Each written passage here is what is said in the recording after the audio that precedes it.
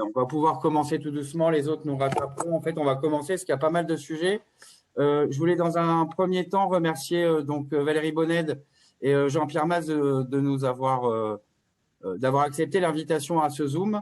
Ça va dans le sens de ce qu'on vous présentera aussi par la suite, de vouloir vraiment créer des liens avec les EDV et de parler d'une seule et même voix, et aussi on lâche rien, on est tous unis et tous derrière les EDV, même si on a des actions parfois qui sont propres au CDMV. Mais on voulait surtout vous transmettre ce message d'après vos voeux et qu'on est tous derrière vous et qu'on est tous unis. Donc, c'est pour ça qu'on a voulu ce Zoom, avant tout pour parler un peu des aides, parce qu'il y a encore beaucoup de questions à ce sujet. Ça change aussi un peu tous les jours et je crois que même vous, aux EDV, vous avez des informations tous les jours.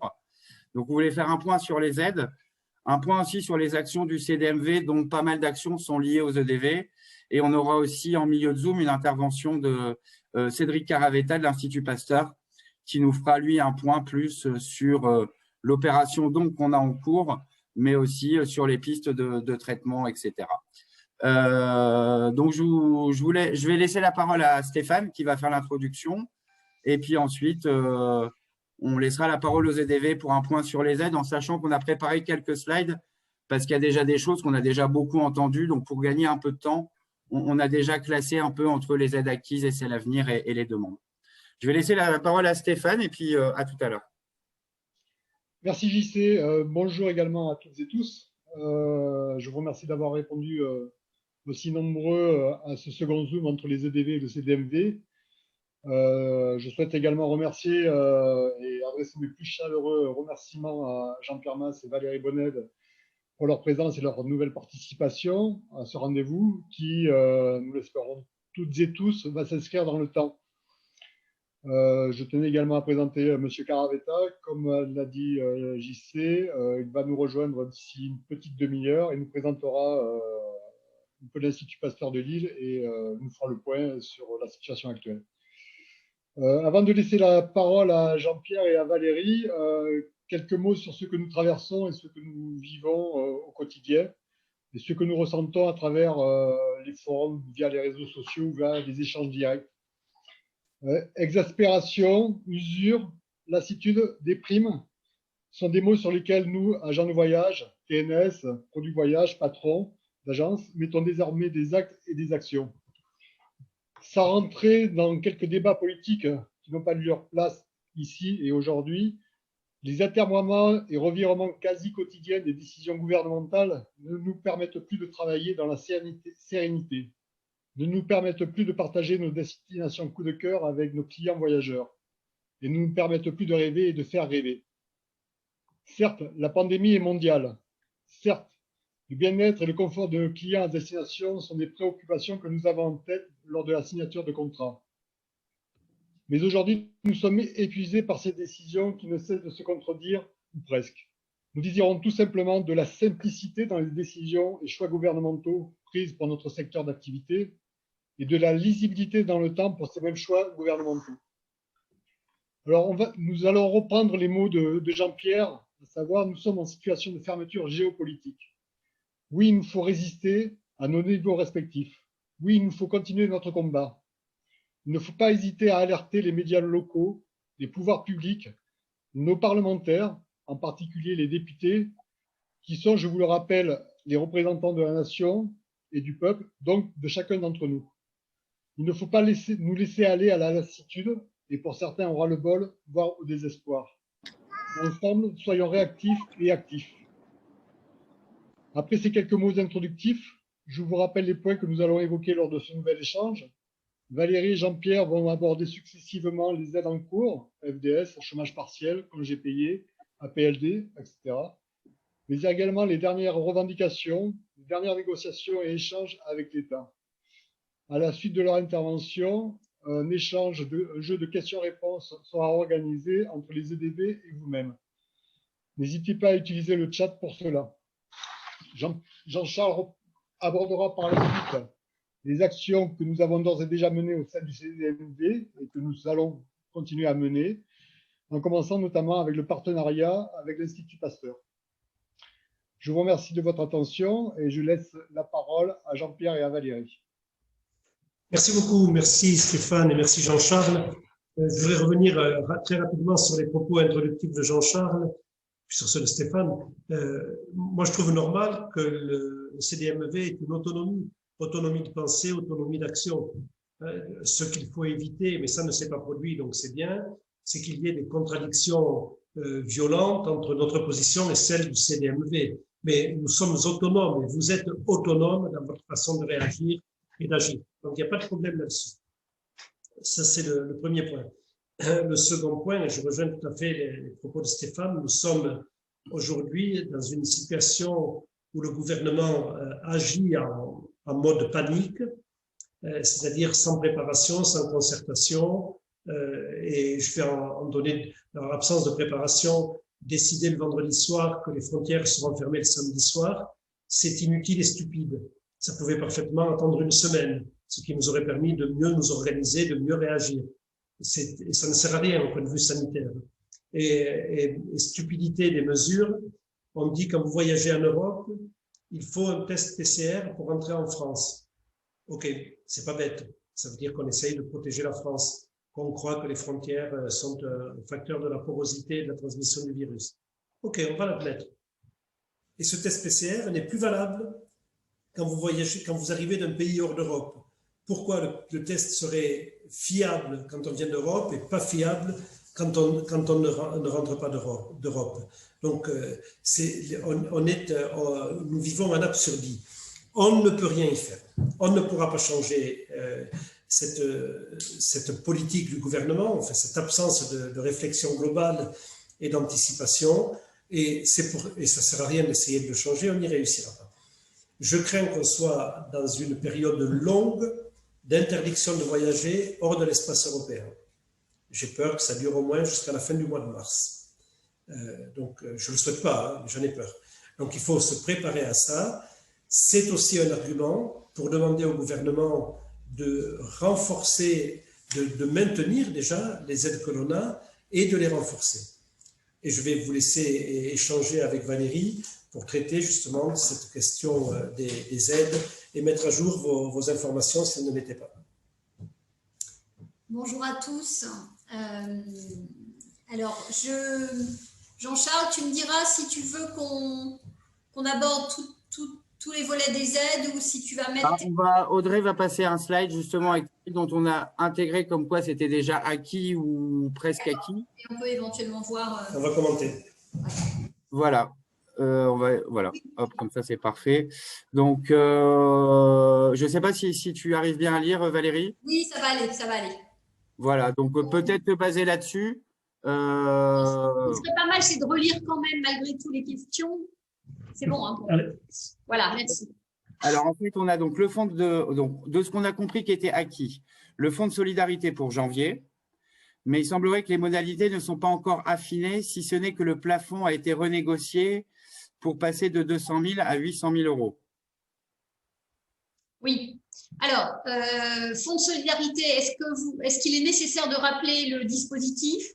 Est-ce que peut-être on s'arrête 2 minutes parce que je pense que les participants ont certainement eu, pour certains en tout cas, des difficultés à obtenir le fonds? Tout à fait.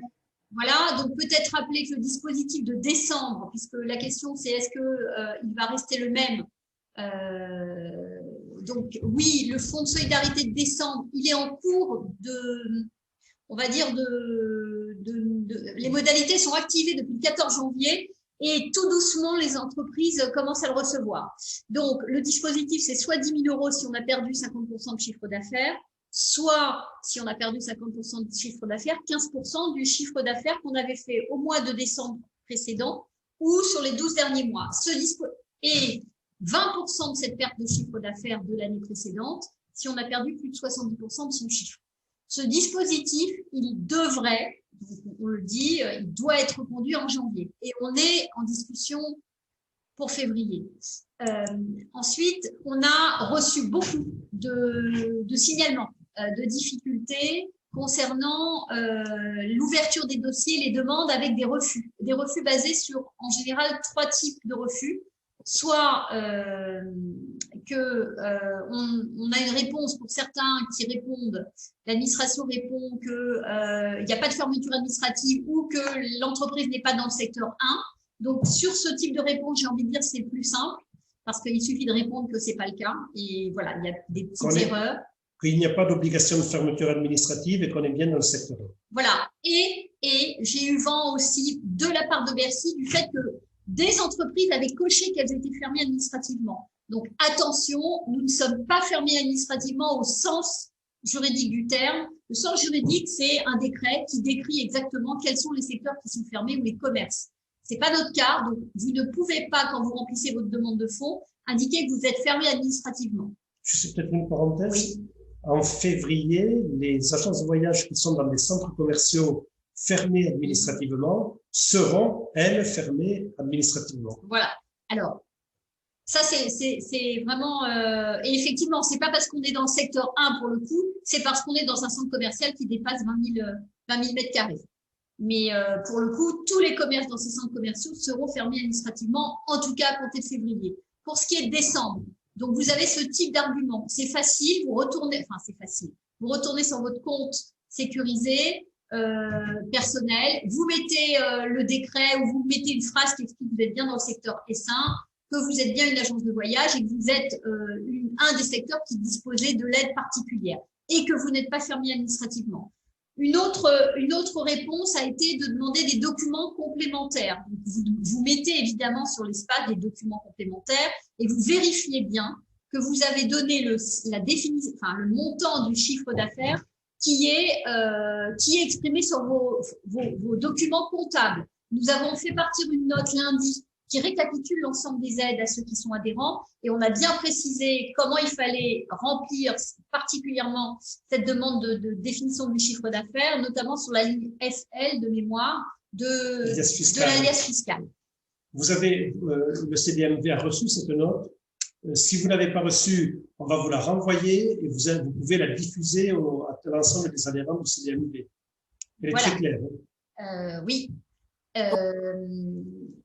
Et ensuite, le troisième point, c'est effectivement des arguments de la part de l'administration qui dit que vous n'avez pas le droit.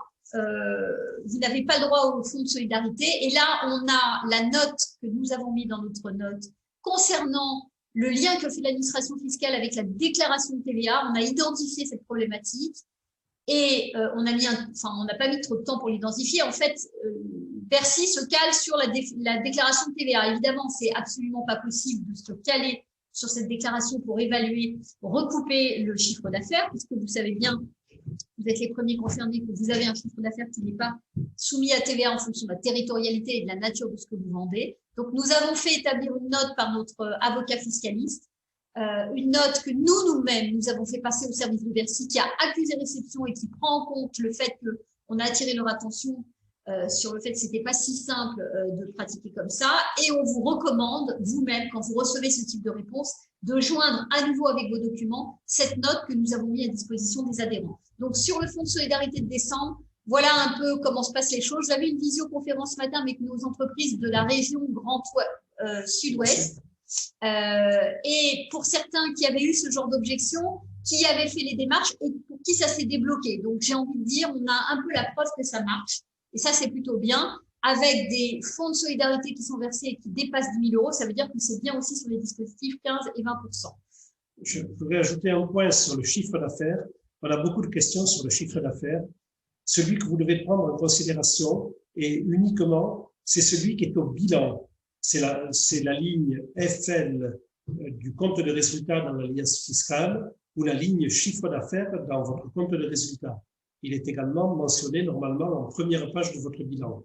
Il ne faut pas essayer d'en créer ou d'en inventer un autre. Vous prenez le risque de vous faire redresser. Ce chiffre d'affaires, c'est le cumul des commissions et des fees pour les activités de distribution, la billetterie, et des ventes clients, de la facturation client pour les activités de production du voyage. Voilà, c'est une anomalie. On va essayer de la faire corriger. Ce sera très compliqué. Je pense qu'on n'y arrivera pas. Mais ne prenez que ce chiffre d'affaires. Ok, merci beaucoup pour ces réponses. De toute façon, on va mettre la note dans le groupe et puis Caroline est en train de le mettre dans le chat également. la note qui a donc été faite par les EDV. Voilà. Concernant les aides dont on s'est acquises, on sait on a une question par rapport à la prise en charge du chômage partiel pour janvier-février. Est-ce que ça, c'est acté? Oui, c'est acté pour janvier. Le texte pour février vient de paraître hier. C'est un décret qui a été pris et qui prolonge le régime de janvier pour février. Là, on est dans le plus simple possible. Donc, c'est acquis, c'est sûr. Et le texte est paru hier. C'est un décret. On sera passé aussi également. Merci beaucoup. Sur ce sujet-là, on a signé un accord d'activité partielle de longue durée. C'était la prochaine question. Parfait. Ben, c'est parfait. Ah oui, ben, ça, il faut que j'apprenne à lire. Voilà. Sans transition, allez-y, vas-y Jean-Pierre. Donc, l'accord collectif de branche pour la PLD, donc activité partielle longue durée, a été signé par le syndicat et est en attente de validation par l'État. C'est validé, hein. Il n'y a pas de problème de validation. Oui, en attente d'extension. Oui, mais c'est pas un problème, ça. Cet accord, non, c'est bien. Cet accord, on ne le déclenchera et vous ne le déclencherez qu'au terme de la prise en charge du chômage partiel à 100% comme il est maintenant. Il faut pas essayer de le déclencher maintenant, on n'est pas dans l'urgence. Alors, est-ce que vous voulez un peu de détails? Oui, bien sûr. Alors, pour rebondir sur ce que dit Jean-Pierre, effectivement, l'accord d'APLD, d'abord, on est très content d'avoir réussi à signer cet accord de branche. Toutes les branches ne l'ont pas signé, notamment l'hôtellerie-restauration, par exemple. Donc, ça va obliger chaque entreprise à faire un accord dans les entreprises. Notre accord, il permet de préserver, on va dire, l'emploi et pour les salariés et pour les entreprises, parce que l'objectif de cette APLD, c'est vraiment le maintien de l'emploi. Donc, on s'engage en tant qu'entreprise à certaines choses et on permet du coup à cette entreprise d'être prise en charge à hauteur de 85% des coûts de l'activité partielle. Donc, il y a un reste à charge de 15% pour l'entreprise. Et il y a un maintien de la rémunération et des indemnités pour les salariés à hauteur de 70% du brut, comme aujourd'hui dans le dispositif plus. Alors que si on n'avait pas cet accord, cette rémunération pour les salariés passerait à 60% de leur rémunération brute. Comme le disait Jean-Pierre, il faut l'articuler avec l'aide particulière qu'on a en ce moment. Comme on ne sait pas comment elle va évoluer, on a un petit peu indiqué des pistes, mais la situation est tellement évolutive qu'il est possible que ce soutien à 100% perdure au-delà de février. On va voir, en tout cas, il est prévu aujourd'hui dans un projet, si jamais les entreprises ont perdu 80% de leur chiffre d'affaires, mais il peut évoluer ce dispositif. Ce qu'il faudra, et vous aurez le temps de le faire, c'est que dès que l'État, en dehors de Jean-Pierre qui l'a validé, l'État procède à l'extension de l'accord, c'est-à-dire dans les 15 jours qui viennent normalement, on a eu une information hier sur ce point-là. Dès que ce sera fait, nous allons adresser l'accord qu'on n'a pas encore fait passer et une note explicative à tous nos membres qui va vous permettre, les entreprises, de mettre en place, de déployer l'accord dans l'entreprise et de mettre, ça n'empêche pas de commencer à faire les choses, et de l'envoyer pour homologation avec des dates d'entrée en vigueur qui vont dépendre et qui sont effectivement, par exemple, pour une entreprise, elle pourra demander l'homologation dès qu'elle aura fait le travail et expliquer dans la demande d'homologation que la mise en place interviendrait que quand il n'y a pas d'aide particulière ou supplémentaire de l'État. Voilà. Et l'intérêt et l'avantage, c'est de pouvoir étaler sur 24 mois une prise en charge à hauteur de 85% et une mise en œuvre de l'activité partielle dans l'entreprise. Vous savez que sinon, c'est 6 ou 12 mois en termes de période et de maintenir une rémunération pour les collaborateurs à hauteur de 70%. Donc, c'est du gagnant-gagnant. Voilà. Et on sera là pour accompagner évidemment les entreprises qui auraient besoin de le faire. Comment ça se passe pour une entreprise? Dans notre accord, vous avez les 3 dernières pages qui sont une annexe, juridiquement parlant, mais qui sont en fait un modèle de document que vous devrez remplir au niveau de l'entreprise et un petit peu travailler, parce qu'il faut quand même mettre des objectifs pour l'entreprise et des périodes et des services qui seront mis en APLD. Et une fois que vous aurez rempli ce document, vous l'enverrez sur le site dédié pour homologation et vous aurez une réponse dans les 21 jours de la part des services de l'État. Voilà. OK. On est prêt à répondre aux questions s'il y en a.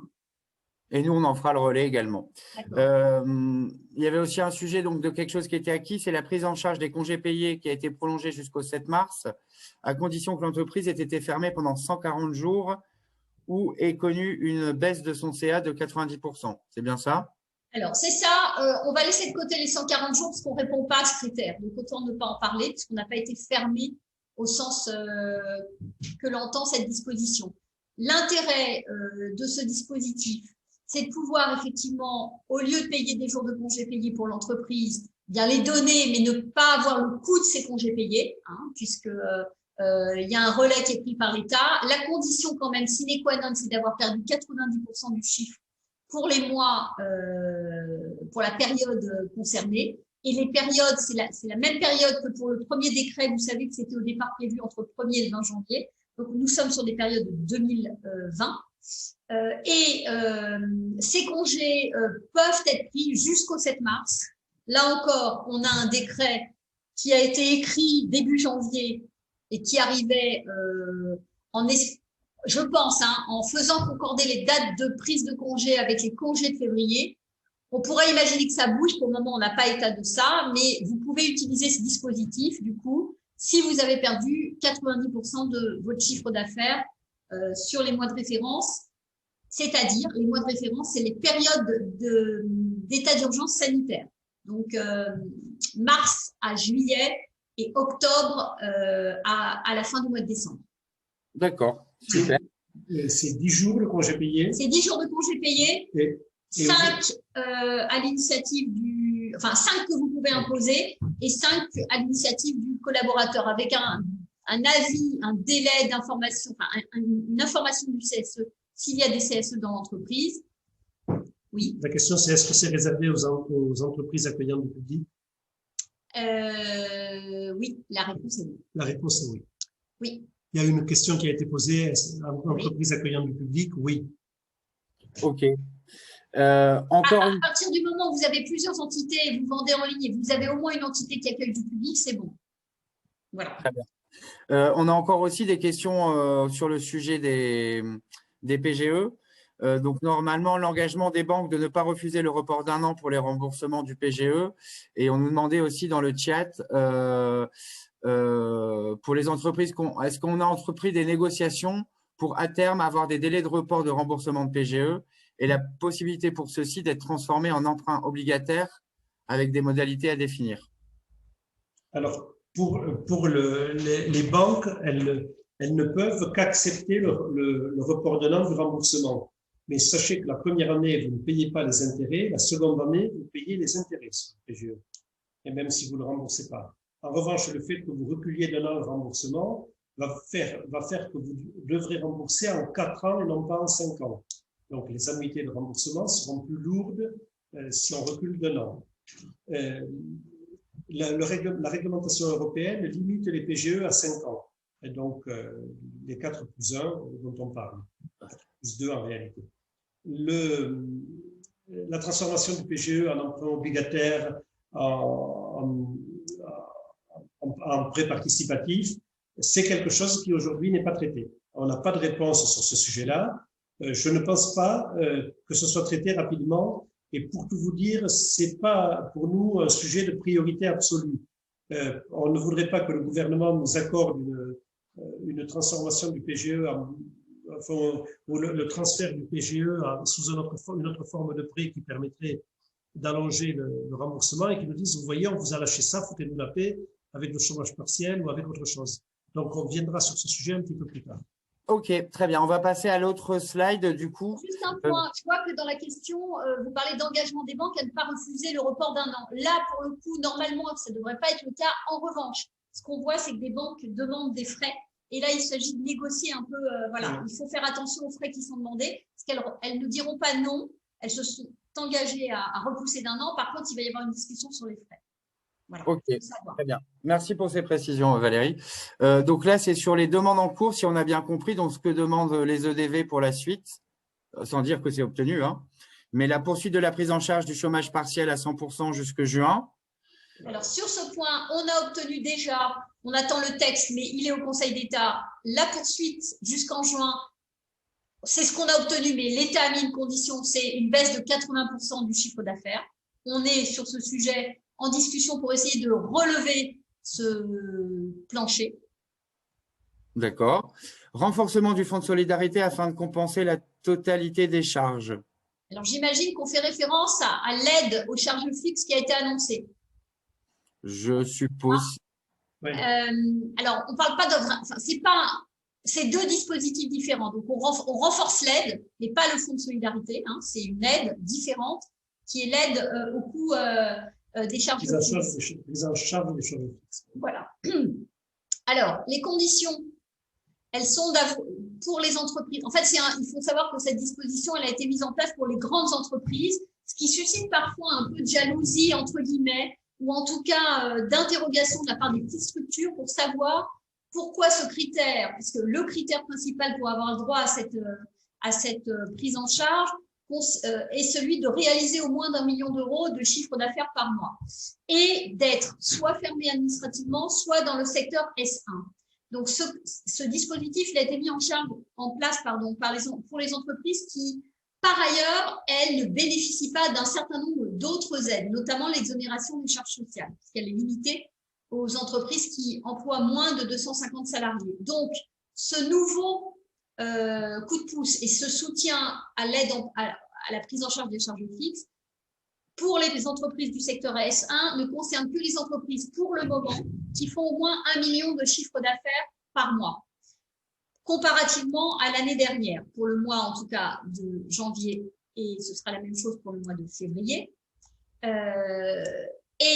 Ces aides à la prise en charge du coût des charges fixes, elles sont en ce moment extrêmement l'objet d'attention de Bercy pour ne pas avoir d'effet de débordement. Donc, il y a un sujet pour savoir quelles sont les charges qui sont vraiment concernées. On a une approche comptable là-dessus, mais Bercy nous disait qu'ils sont extrêmement attentifs sur ce qu'on considérera comme une charge fixe, et en tout cas qu'il faudrait que ce soit une charge qui est indispensable à l'entreprise, qu'elle soit en activité ou non.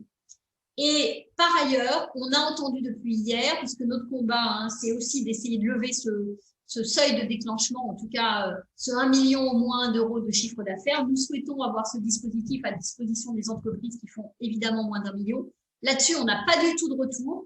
Certains secteurs, notamment l'hôtellerie, restauration et l'hébergement, ont eu un retour positif pour leur part. Voilà où on en est. Ok, ça répond à la question d'après d'ailleurs. Du coup, accès à cette aide pour toutes les entreprises, quel que soit leur effectif et qu'elles accueillent ou non du public. La réponse est oui, c'est un critère de chiffre d'affaires et non pas un critère d'effectif ou d'accueil du public. D'accord. Il y a une question également de Jean-Gabriel qui demande la référence du chiffre d'affaires. La référence du chiffre d'affaires, c'est soit le même mois de 2019 ou de 2020 ou la moyenne de l'année entière 2019, la moyenne mensuelle, c'est-à-dire le chiffre d'affaires annuel divisé par 12. Et à partir du mois de mars, bien évidemment, vous aurez intérêt à choisir la référence à 2019 et non pas à 2020, sauf si vous êtes des extraterrestres. Alors, sur ce point-là, donc sur tous ces points, sur l'aide aux charges, on n'a pas le texte, on ne sait pas comment le demander et on n'a pas les détails. On a les annonces pour le moment. Voilà. Ok. Du coup, ça répond à 2 autres questions d'en dessous, donc c'est parfait. Il y a aussi une question sur l'obtention des PGE, trop souvent refusées aux entreprises de notre secteur, alors que les interventions des pouvoirs publics sont pour l'instant restées en lettres mortes. On y a répondu juste avant. Non, mais c'est vrai. Voilà. Ça, c'est un vrai problème. Oui. Il y a pas, et aujourd'hui, on n'a pas de solution.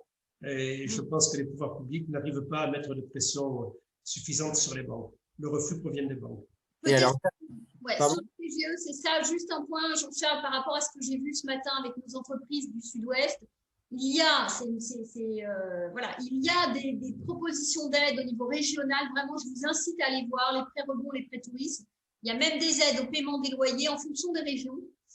Au paiement des loyers, pour les problèmes de trésorerie, certaines sont conditionnées à la fermeture administrative, d'autres non. Et on a même été interrogé par une région tout à l'heure ici, aux EDV, pour nous demander si c'était intéressant. Ils envisagent, on est en Beaujolais, là, à Mâcon.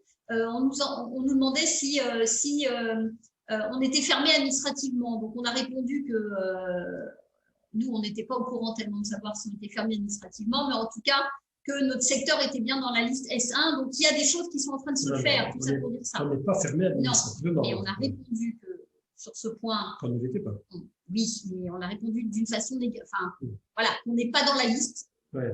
En novembre, il y a une liste qui est sortie en disant interdiction d'ouvrir pour tel et tel, voilà, pour rentrer dans le détail, tel et tel secteur. Nous, on a répondu qu'on n'était pas dans la liste de ceux qui étaient interdits. Tout ça pour dire qu'en région, il y a des choses qui se mettent en place avec la situation actuelle. Donc, n'hésitez toujours pas à regarder chacun où vous êtes, ce qui est fait sur le site de la Chambre de commerce et d'industrie et sur le site de la région et du département. Voilà. Il y a des choses. Hein. Le fonds de solidarité de janvier, pas avant mi-février. Parfait. Et donc, il y avait une dernière des demandes qui étaient en cours. Ça, tu nous en avais parlé, Valérie, il y a peu de temps, qui touche les salariés. On en avait parlé. Je ne sais pas s'il y a des salariés parmi nous, mais on ne vous oublie pas et on ne veut pas vous perdre non plus. Je suis moi-même salarié. Donc, la prise en charge des formations FNE à 100% afin de ne pas trop perdre en compétences au cas où l'activité reprendrait. Alors, on espère que ça va reprendre déjà pour la fin. Déjà. Ensuite, j'ai des bonnes nouvelles. J'ai un rendez-vous téléphonique avec le Mobilité ce soir. On avait fait cette demande. Hein. Vous savez que le FNE, c'est-à-dire la formation pendant l'activité partielle prise en charge à 100%, elle a été effective jusqu'à fin novembre. Ensuite, on est repassé à une prise en charge à 70%. Et quand on sera en APLD, c'est 80%. Mais donc pour les 24 mois de l'APLD. Donc ça, c'est quand même quelque chose à savoir.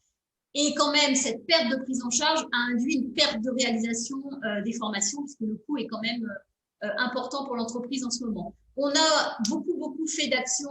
On a réussi à mettre en place quelque chose qui me sera expliqué plus en détail ce soir.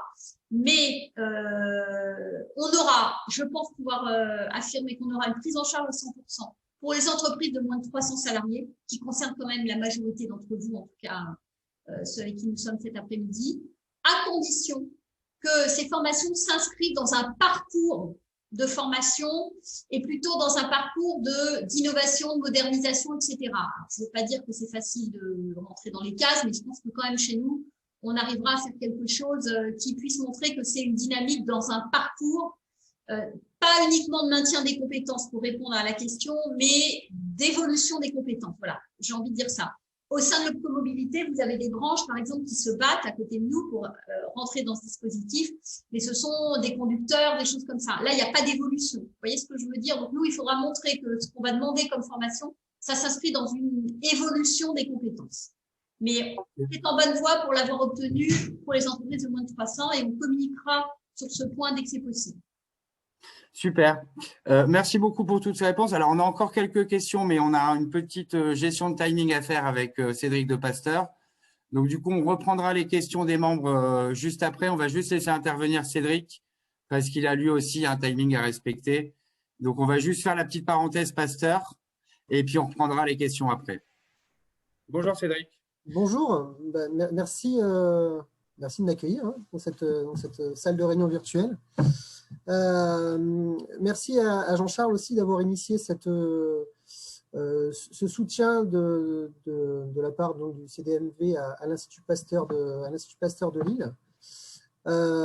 J'ai écouté avec beaucoup d'attention vos difficultés que vous rencontrez et puis la manière dont vous allez les surmonter.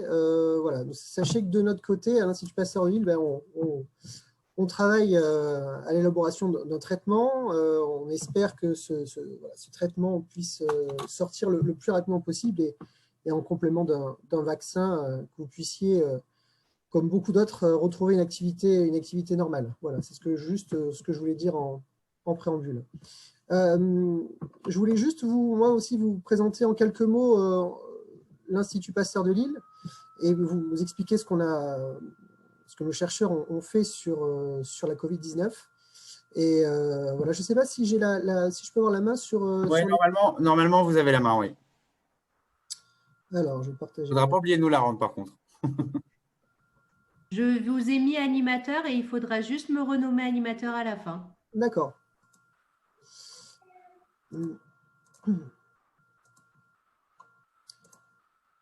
Voilà. Je ne sais pas si c'est bon pour vous. Oui, c'est bon pour nous. Ah ouais. C'est pas grave, je vais revenir.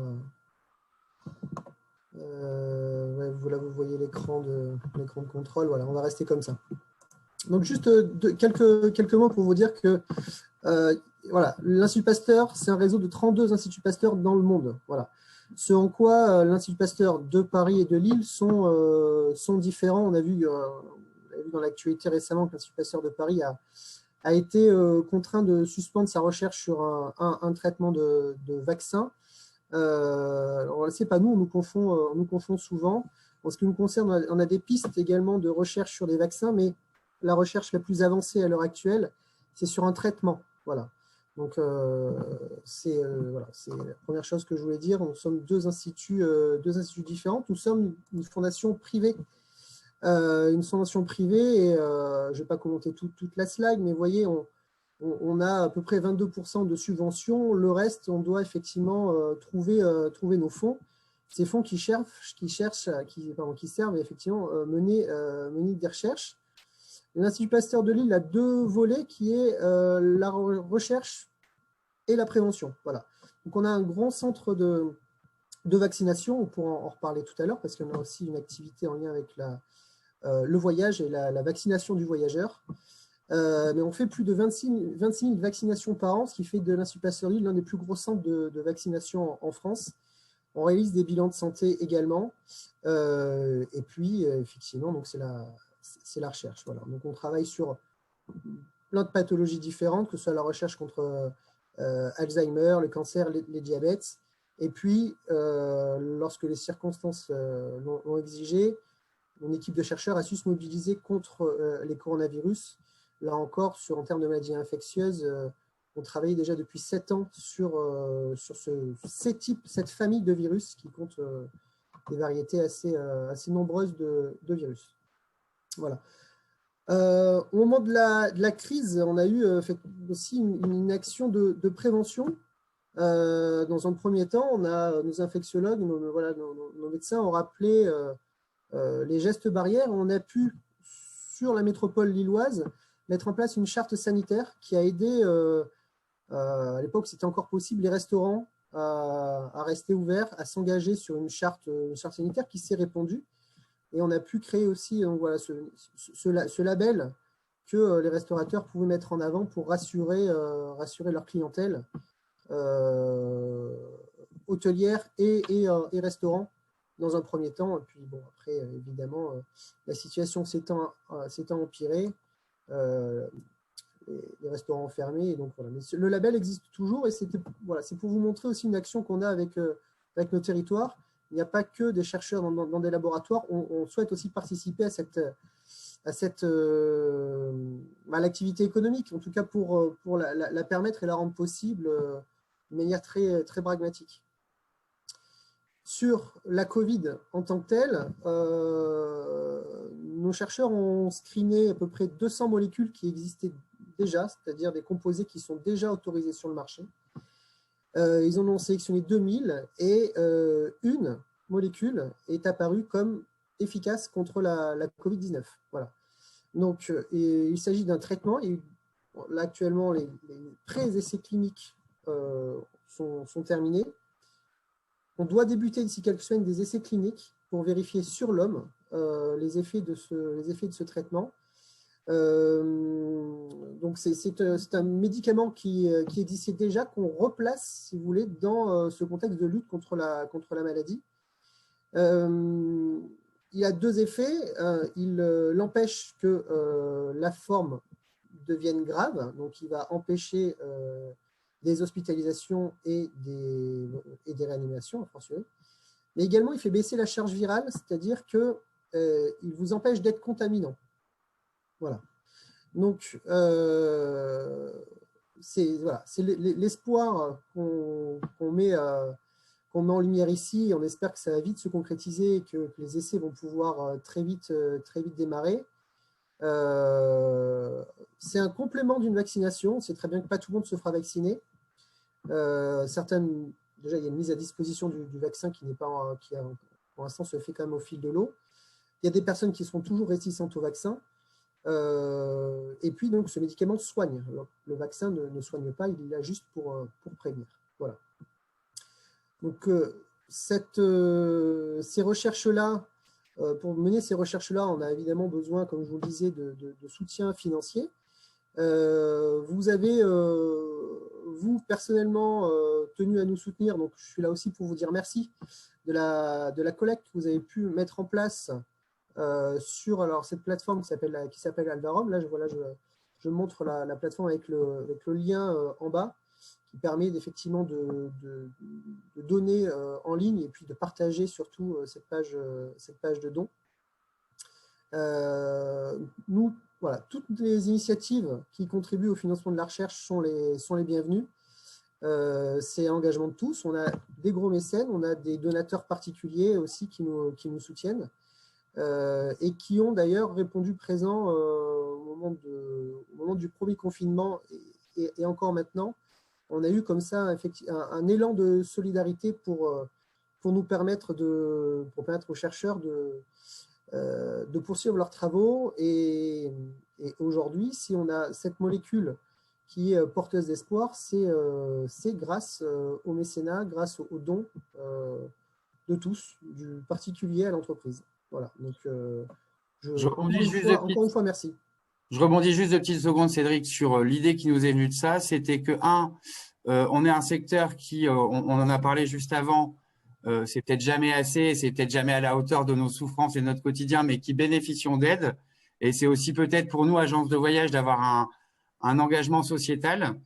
On lit aussi sur nos groupes certaines personnes qui sont réticents au vaccin pour des idéologies personnelles et ça se respecte.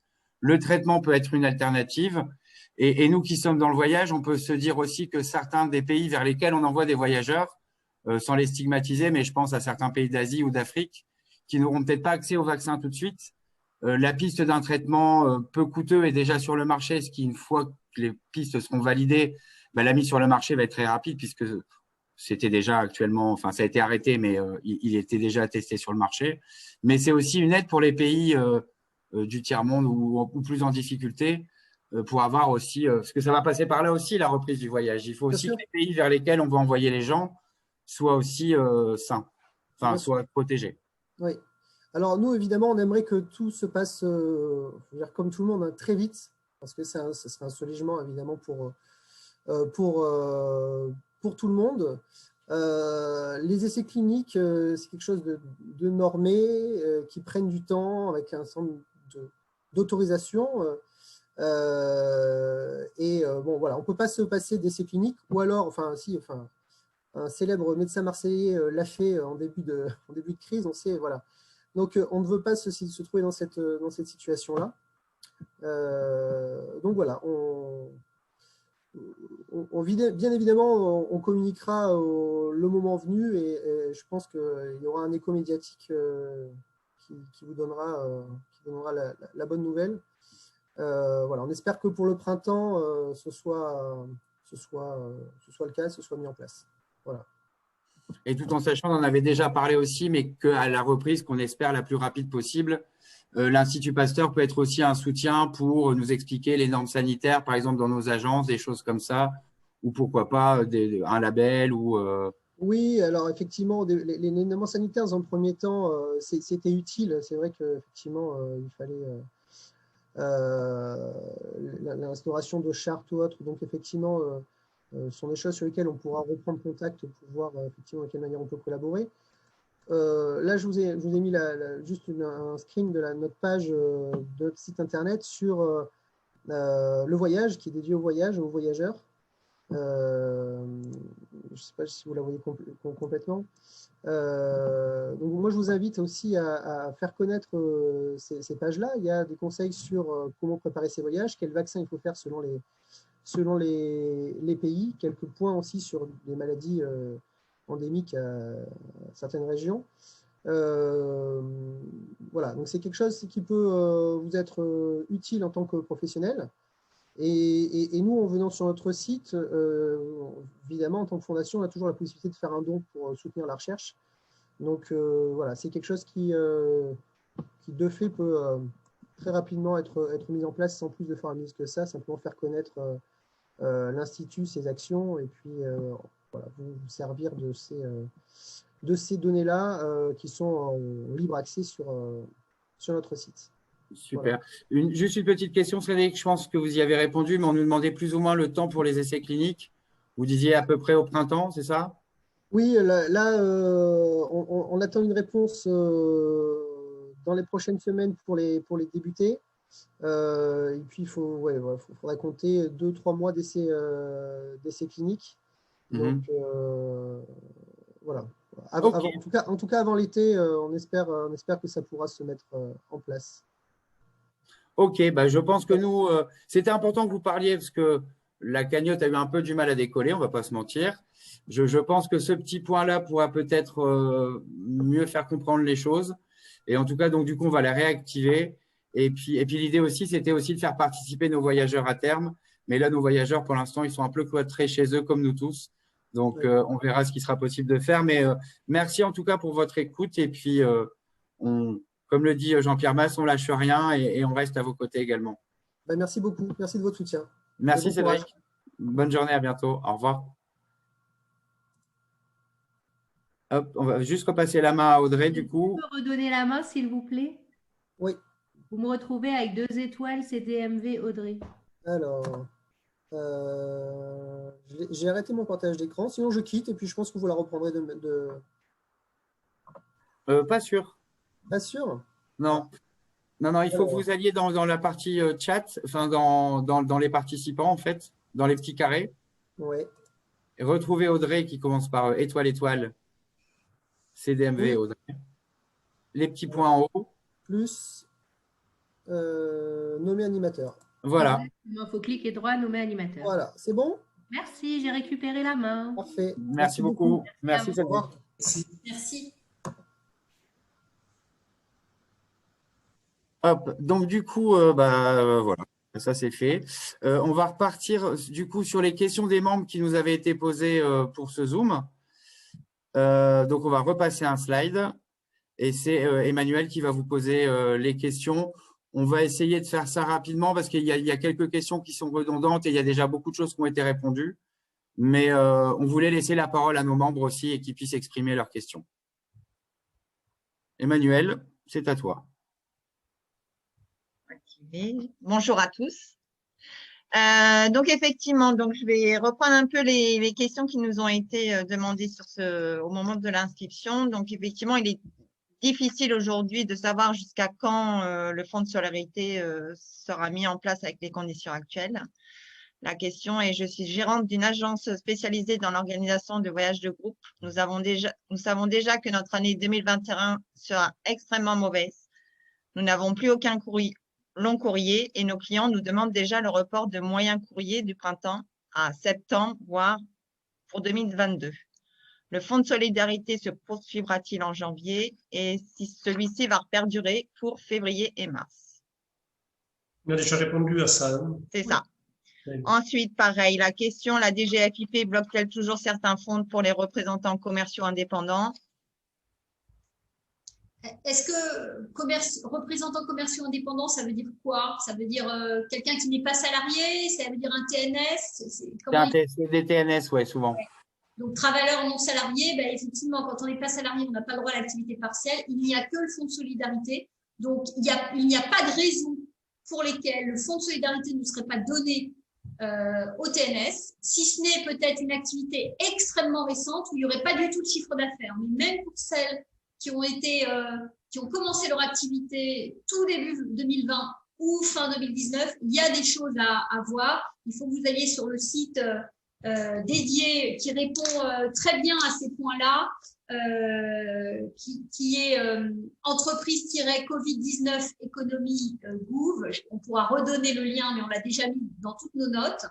Et là, vous avez un peu toutes les questions sur les travailleurs non salariés. Mais ou d'un côté ou de l'autre, il n'est pas possible aujourd'hui, à part quelqu'un qui a fait 0 chiffre d'affaires, qui n'est pas une aide. Alors, elle peut être considérée comme étant pas assez importante, mais il y a quelque chose. 1500... On nous parle aussi des SASU. Oui, mais un SASU, pardon.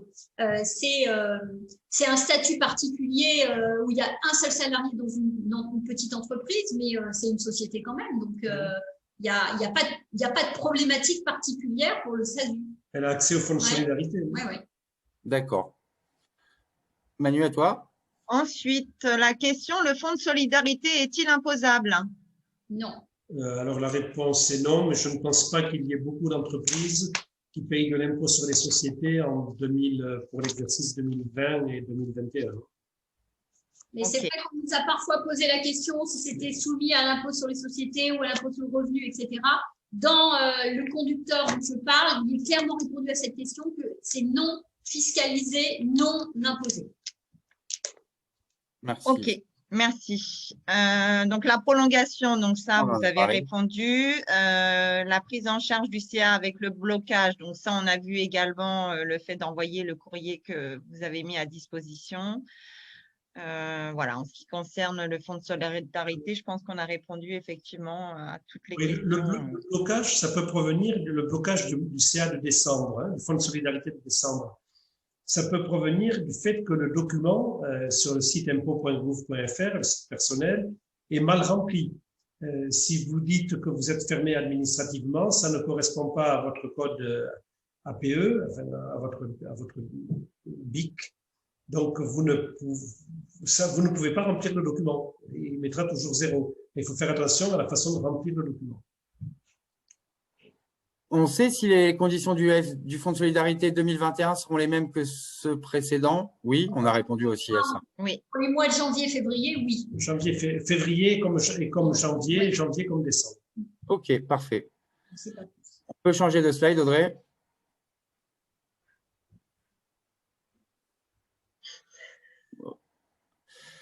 Donc, les questions sur les aides, Emmanuel. alors je suis une jeune entreprise et mon prêt bancaire à nouveau suspendu. Une jeune entreprise, quelle solution a-t-elle puisque le fonds d'aide pas forcément avantageux du fait que le chiffre d'affaires de référence ne soit pas hyper élevé? Pas beaucoup de solutions. Les banques sont souveraines quand même. Hein. Il n'y a pas beaucoup de solutions. Le prêt bancaire à nouveau suspendu, est-ce que c'est le PGE qui est suspendu? Je ne sais pas, c'est le choix des banques. Je crains de ne pas avoir, on n'a pas de réponse à ça. Ok. Vas-y, Manu. Quel avenir pour notre profession? Avez-vous des informations sur les perspectives de reprise et notamment la réouverture des frontières? Comment pouvons-nous gérer les soucis de trésorerie alors qu'il faut commencer à rembourser les clients? Ouais, alors, donc ça, effectivement, ça rentre en compte sur peut-être demander le report. Si je savais quand est-ce qu'on réouvre les frontières, ce serait génial. Personne ne le sait, au gouvernement non plus, personne ne l'imagine. On ne sait déjà pas quand il est ferme. On ne sait déjà pas quand il est ferme, c'est ça. C'est ça. En revanche, sur la reprise elle-même, il y a une volonté très forte des Français de voyager. Et on le voit dès qu'il y a des possibilités, les moindres possibilités, ils essayent de voyager. Donc, il ne faut pas s'inquiéter à long terme sur notre activité. Je pense qu'on va apprendre également à voyager dans un environnement de Covid avec un certificat sanitaire digital. On va voyager différemment. Mais à long terme, il n'y a pas de souci sur notre activité. À court terme, il y en a beaucoup. Notamment, une partie de la question, c'est que se passe-t-il pour les voyages que l'on annule, que l'on vient d'annuler du fait de la fermeture des frontières? Je te laisse répondre. Oui, alors, sur ces voyages, j'ai envie après les tergiversations juridiques qu'on pourrait imaginer, on n'a pas beaucoup de choix. Soit vous arrivez à les reporter avec vos clients, soit vous allez être contraint de les rembourser. Éventuellement, et ce matin, c'était le cas de beaucoup d'agences qui nous font monter leurs soucis avec les fournisseurs. Ça, c'est vraiment quelque chose sur lequel on a les compagnies aériennes et les fournisseurs quand on produit, pour les groupistes notamment. Comment on se sort de là, puisque beaucoup nous disent on a négocié avec nos fournisseurs des reports, mais ces reports sont à nouveau remis en cause, donc on va perdre notre argent, on va devoir rembourser. Eh bien, il faut absolument, dans cet espace qui est assez réduit entre vous ne pouvez pas faire partir et si vous ne trouvez pas de solution, vous allez être amené à rembourser. Il faut absolument arriver à négocier et avec ses fournisseurs et avec les clients. Essayer de voir si il est possible de repousser encore, sachant que si un avoir a été utilisé, il ne peut pas être réutilisé à nouveau. Donc oui, vous seriez contraint de rembourser en plus le client. Et deux, éventuellement, dans la discussion, bien sûr, essayer d'amener le fait qu'il y a des frais à ces annulations. Et en fonction de votre situation, je ne dis pas que c'est hyper facile, mais peut-être de faire penser que si la compagnie ne rembourse pas, etc., bah, ça peut mettre un peu de temps. Enfin, voilà, essayez de discuter, mais vous n'avez pas beaucoup d'alternatives sur ce point-là. Il faut discuter avec le client et discuter avec les fournisseurs. Je sais que c'est très pénible. Dans les discussions qu'on a avec le gouvernement, avec les pouvoirs publics, on leur dit votre décision brutale de fermer les frontières génère des frais pour nos entreprises et pour nos clients. La compagnie qui ne rembourse pas, ce que vient d'expliquer Valérie. Et on demande au gouvernement de prendre en charge ces frais. À mon avis, c'est pas gagné demain matin. Hein. Alors, justement, à ce sujet, pour résumer un peu, parce qu'on ne veut pas non plus prendre trop de temps, mais en gros, les prochaines questions réunissent un peu ce sujet-là et on a rencontré nos homologues européens ce matin de différents pays, la Finlande, l'Allemagne, l'Italie, la Belgique. En fait, ce qui angoisse beaucoup la profession, c'est de se dire que les avaloirs, mais c'est ce que vous avez toujours, c'est ce que tu as toujours dit, hein, Jean-Pierre, c'est des tas de sable qu'on déplace, que certains dossiers ont été reportés sur des voyages en février qui finalement sont annulés, donc finalement remboursement anticipé.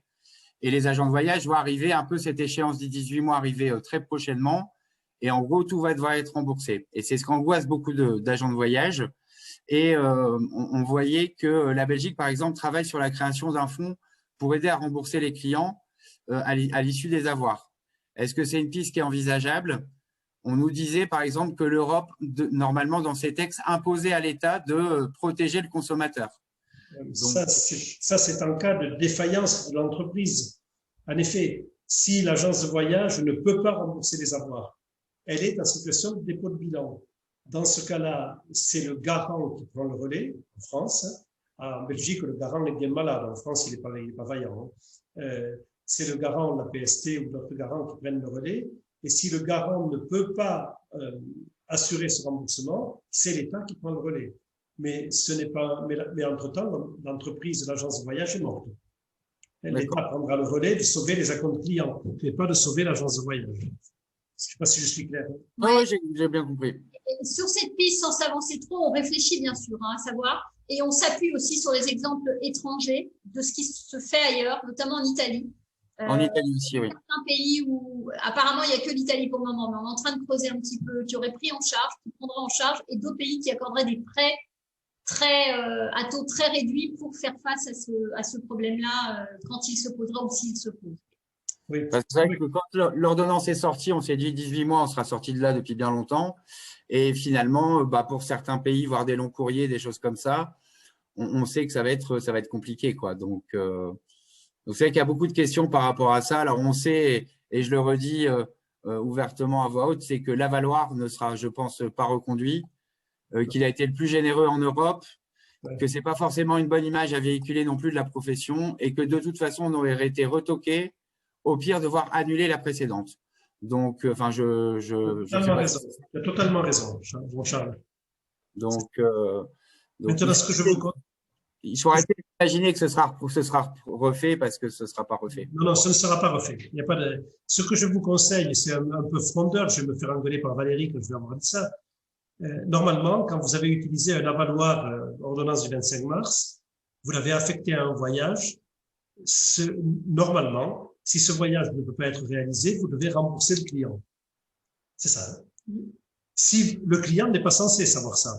Si vous lui dites, on repart, l'avaloir, il reprend il recommence pas pour 18 mois, mais il reprend la suite de ce qui était de la période initiale, pour que le client sache que vous êtes obligé de le rembourser, c'est compliqué. Vous pouvez tenter le coup. Oh, voilà, juste pour compléter, rien n'empêche de retenter le coup. Oui. Simplement, ayez son accord écrit sur ce point, c'est-à-dire, voilà, vous voulez reprendre cet avoir pour reporter un voyage à nouveau ou reprendre un autre voyage. Enfin, il faut quelque part, sur votre nouveau bulletin d'inscription, il est marqué quelque chose qui dit que, voilà, vous avez repris l'avoir.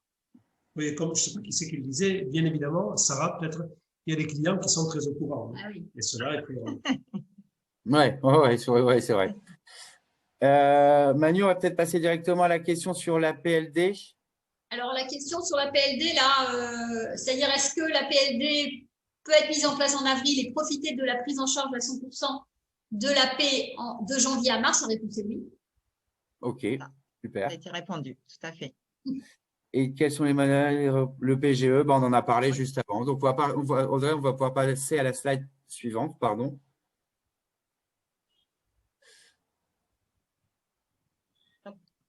Ça arrive. Donc, la question, en fait, c'est quelles sont les solutions apportées par le gouvernement aux nouvelles agences ne pouvant obtenir une garantie financière?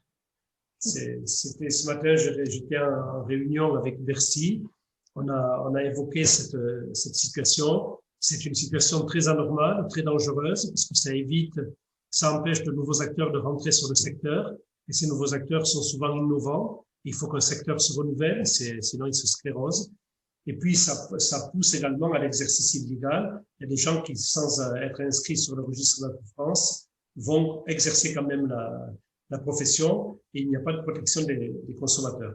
Donc, on met beaucoup de pression sur le gouvernement pour qu'il libère la possibilité pour la PST de prendre de nouveaux acteurs. OK.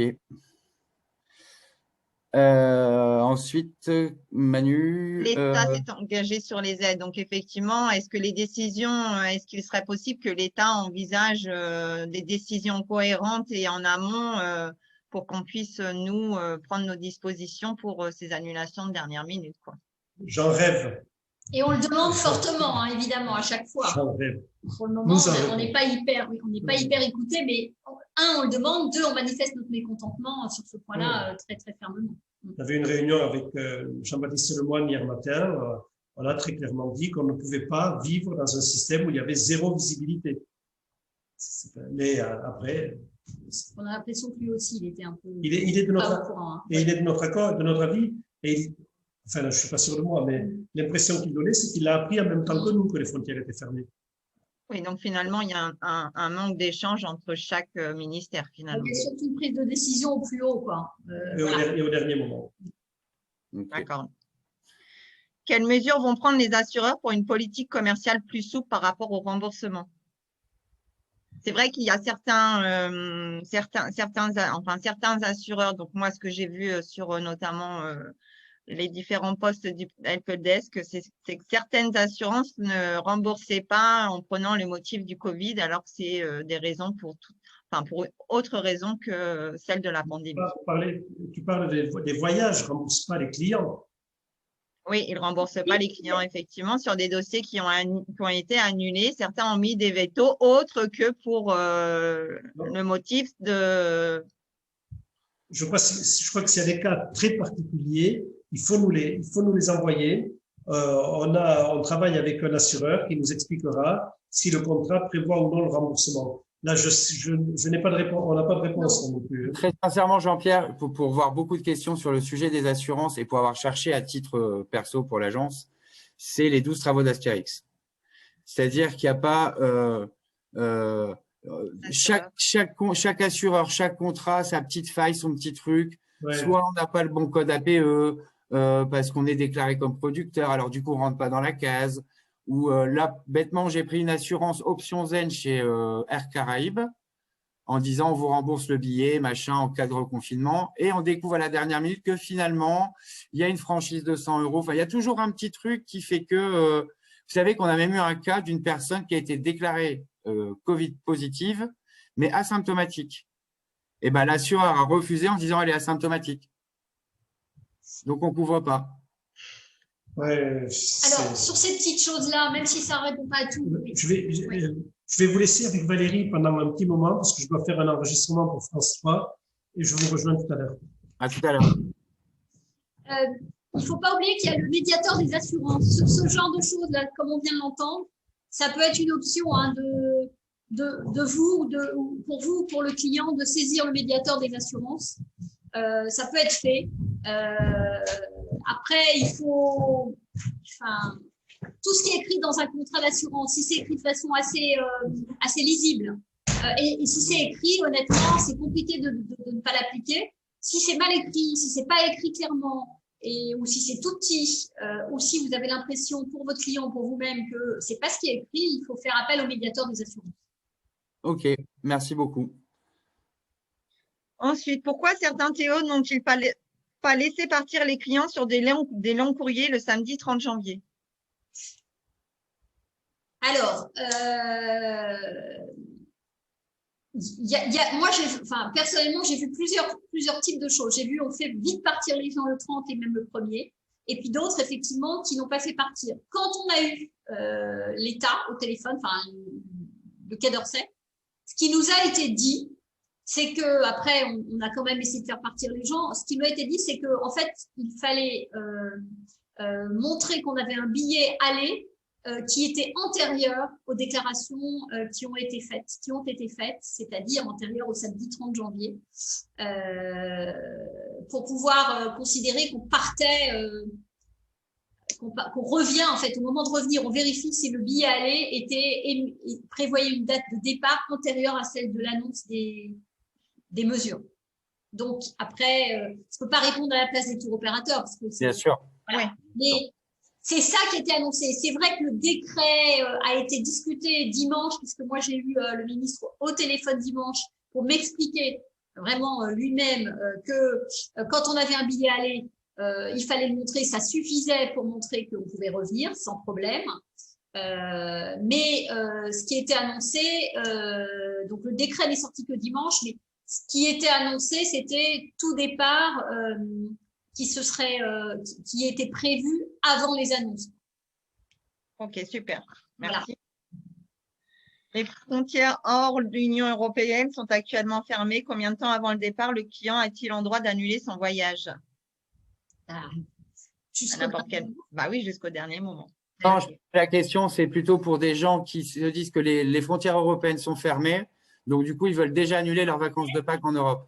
Enfin, entre États, oui, les frontières françaises vers l'international. Oui, vers l'Europe, oui. Vers l'international, oui, tout à fait.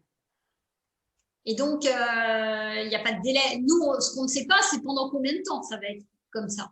Oui, on peut partir du principe qu'un client qui veut déjà annuler pour avril, on ne peut pas savoir ce qui se passera pour avril. Ah oui, on ne sait pas ce qui se passe pour avril. Donc là, honnêtement, vous êtes légitime à dire si vous annulez, on prend des frais d'annulation. Voilà, c'est ça. Voilà, on ne peut pas supposer de ce qui se passe en avril. Là encore, j'en parlais ce matin, je fais une petite digression avec un groupiste qui me disait, moi j'ai des départs sur avril et les fournisseurs. Moi je dis dans ce cas, mettez le marché dans les mains de votre client, hein, même si, voilà, tout à fait en transparence, en disant si vous voulez par précaution annuler pour un voyage qui se passe dans 2 mois, bah ok, mais ça va être des frais d'annulation. Parfait. Il y avait une question sur les compagnies aériennes, Manu? Oui, les compagnies aériennes bloquent certaines toujours encore les remboursements. Vont-elles être contraintes de rembourser par les instances juridiques? Alors, je ne sais pas ce que c'est les instances juridiques, mais nous, en tout cas, on voit beaucoup de cas comme ça. Il y a beaucoup de compagnies qui jouent complètement le jeu. Et ça, c'est bien. Et puis, il y en a certaines vraiment, Ryanair et d'autres, 2-3 autres que j'ai en tête, qui sont vraiment très compliquées. Oui, si vous allez au tribunal, la réponse est oui. Elles n'ont pas le droit de ne pas rembourser. Donc, ça veut dire une procédure. Ça ne veut pas dire forcément un coût très important. On a fait, pour nos adhérents, une démarche. On a mis au point une démarche en partenariat avec Emmanuel Yop pour saisir la compagnie en justice. Et avec une pré-étude du dossier, y aller vraiment si on a de grandes chances d'obtenir gain de cause. Et honnêtement, sur ce sujet-là, il y a vraiment de quoi obtenir la condamnation de la compagnie. Mais ça veut dire aller en justice. Sinon, il y a la DGCCRF qui a une commission de passagers, enfin défense des passagers, mais qui voit vraiment très peu de dossiers, donc c'est pas hyper efficace. Non, c'est la menace de la compagnie aérienne ou le fait d'y aller vraiment. Mais elles n'ont pas le droit de retenir les billets quand ils n'ont pas été volés. Ok, super. Et ensuite, on connaît déjà la réponse. C'est doit-on être immatriculé pour adhérer aux EDV? Oui, tout à fait. La réponse est oui, enfin, en tout cas, dans le statut de membre actif, de membre en tant que tel. Après, on a des statuts de membres associés qui sont pour des organisations proches ou des partenaires. Voilà. OK. Ensuite, on peut passer aux questions des salariés. Oui. Alors, pourquoi malgré toutes les aides mises en place par l'État, le chômage partiel, le PGE, les tours opérateurs licencient? Ces aides ne sont-elles pas justement mises en place pour préserver les emplois? Oui, bien sûr, mais dans toute entreprise, pour ceux qui sont autour de la table, il y a des vrais sujets de savoir. En fait, d'abord, s'il n'y avait pas eu ces aides, effectivement, il y aurait eu beaucoup de licenciements, encore plus vraiment que ce qu'on a vu. C'est vrai qu'il y a des licenciements aujourd'hui qu'on constate. D'abord, il y a eu des mois où il y a eu du travail pour les avoirs, etc., sans exo de charge. Je pense à septembre, par exemple. Juillet, août, septembre, il n'y a pas eu d'exonération de charges patronales. Donc, il y a eu une première vague de licenciements à la rentrée, en septembre. Ensuite, la combinaison de l'exonération des charges et de l'activité partielle très bien prise en charge, effectivement, permettrait de garder normalement les salariés. Il y a un phénomène, à mon avis, quand même, de prospective économique de l'entreprise, d'alléger un peu ses coûts, parce que les coûts salariaux, c'est dur à dire comme ça, mais c'est 60% des coûts de l'entreprise, donc c'est un des leviers. La deuxième chose, et ça c'est vraiment embêtant, c'est qu'on manque de perspective, vous l'avez vu, mais tant pour les salariés que pour les entreprises, on est au courant des aides assez tard. Nous, on les relaie dès qu'on les sait, et les textes de mise en œuvre sont encore plus tard publiés. Et donc, certaines entreprises ont peur que ça ne se fasse pas, comme vous me le demandez, est-ce que vous êtes sûr, etc. Donc, il y a cette espèce d'insécurité qui fait que il y a eu des licenciements. Honnêtement, je pense que si je prends les choses à l'inverse, on a réussi, malheureusement, c'est pas le cas pour ceux qui sont sortis des entreprises, mais à préserver énormément d'emplois grâce aux deux aides, exonération de charges et activités partielles. Le Fonds de solidarité, le PGE, ce sont d'autres choses. Et puis, il faut aussi savoir qu'il y a certaines entreprises, je dis aussi pour les salariés, qui ne peuvent pas licencier parce qu'elles ont plus l'argent pour payer les indemnités de licenciement. Et donc là, on a un peu peur de ça, que la solution, ce sera au déposer de bilan si ça continue, mais qui peuvent pas, en fait, de toute façon, licencier. J'espère que, voilà, je ne heurte personne avec ma réponse, mais j'ai essayé d'être la plus sincère possible. Bien sûr. Non, réponse claire. Si mon employeur met en place le chômage partiel longue durée, quel sera l'impact réel sur mon salaire? Alors, l'impact réel sera le même exactement que ce que le salarié subit en ce moment, dont il bénéficie, c'est-à-dire qu'il continuera à percevoir 70% de son salaire brut mensuel. Ça, c'est la loi, et c'est ce qui est dans la PLD. Et après, si les employeurs payent la différence, une partie de la différence, c'est au gré des entreprises. Mais en gros, grâce à la PLD, il n'y a pas de perte par rapport au régime actuel. Si on n'est pas dans la PLD, qu'il n'y a plus de régime qui garantisse une bonne prise en charge, on tombe à 60%. Le salarié n'aura que 60% de sa rémunération. Mais c'était pas 80, là, actuellement, pour nous, c'est pas 84% pour le salarié? Oui, c'est 84% du net, qui fait 70% du brut. Ok, pardon. Et c'est pour ça, juste pour vous expliquer qu'il y a 3 syndicats représentatifs qui ont signé l'accord APLD, parce que c'est quand même une grosse différence pour les salariés. Être sous accord APLD permet d'avoir 10% de plus du salaire brut pour le salarié. Oui, parce que normalement, c'est 60 et 30. Voilà. 60-40. 60 et 36. Oui, c'est ça. Ensuite, pensez-vous que la prise en charge du FNE pourrait être étendue pour toute l'année 2021 et ses montants relevés? Alors, la prise en charge, j'en ai parlé, moins de 300, et dans un parcours, on va dire, de modernisation, d'innovation ou d'évolution, je pense que oui, et je pense que c'est pour l'année 2021. Mais j'en saurai plus ce soir, donc je vous donnerai les détails. Ok, dernière question. J'ai vraiment du mal à vivre cette situation de chômage partiel. J'en ai parlé à mon patron, il est démuni. Alors, nous avons mis en place une cellule. Alors, bien sûr, d'abord, c'est vraiment le reflet de ce que l'on reçoit comme information beaucoup, hein, bien sûr. Le fait que les salariés sont démunis, pas dans leur poste de travail pour beaucoup, pas avec leurs collègues, pas avec des clients, et qu'ils ont envie de travailler et qu'ils s'éloignent, ils ont l'impression de s'éloigner de plus en plus de la date à laquelle ils vont reprendre l'activité. Deuxièmement, les entreprises et les chefs d'entreprise, je peux vous dire que c'est la même chose, parce que même quand on est chef d'entreprise, effectivement, on doit prendre des décisions et être capable de tenir le gouvernail, mais cette situation, elle est inédite pour des chefs d'entreprise sur tous les fronts. Ensuite, on a mis en place une cellule, nous, psychologique, qui est accessible aux salariés et aux entreprises, avec un numéro qui est sur notre site aussi. Donc, je vous recommande d'y faire appel si vous le souhaitez. Voilà ce que je peux répondre sur cette question. Et pardon, vas-y Valérie. J'ai fait passer une petite question sur la PLD, donc j'y reviendrai après. C'est ce que j'allais dire, beaucoup de questions sur la PLD, je pense que… J'ai pas tout vu parce que pour vous dire, Jean-Pierre est parti, mais il m'a mis, j'ai un grand écran, puis après j'ai son écran ouvert devant moi qui me cache la moitié de l'écran dans lequel je suis. Donc, une question a été posée qui est très pertinente. Quelqu'un disait, mais c'est 50%, je pensais que c'était 40%. Là, on parle du niveau d'activité du salarié dans l'entreprise. Alors, effectivement, la loi dit que l'APLD requiert qu'il y ait au moins 60% de temps travaillé sur les 24 mois pour pouvoir répondre aux critères de l'APLD. Ce point-là, il est fait en fin des 24 mois. Il n'est pas fait au début, bien sûr. On peut imaginer un temps de travail à 10% et au fur et à mesure une évolution de ce temps de travail en corrélation avec l'évolution de la reprise. Mais dans notre accord, on a utilisé la dérogation possible que donnait la loi, non pas d'imposer un minimum de 60% de temps travaillé, mais de 50%. Donc la réponse est qu'avec l'accord, ce sera 50%. Super. Ça, c'est la question que j'ai vu passer. Donc là, ce sera la dernière question, puis après, on expliquera les actions du CDMV.